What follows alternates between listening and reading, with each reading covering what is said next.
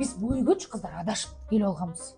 Негизи мен башка үй бүлөгө барганда вообще монтип гүлдөп өнүгүп кетет болчумун да. Просто бул жактан жейт, кайненең бияктан жейт.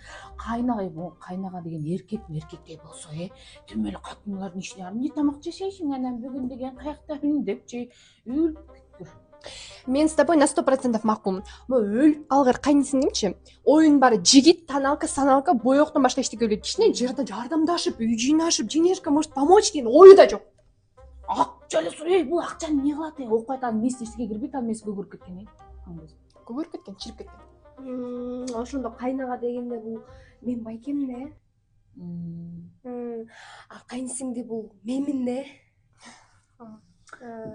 Мындай да Милана, сөздүн ачыгычы. Жамандаганда сен угуп отура бер.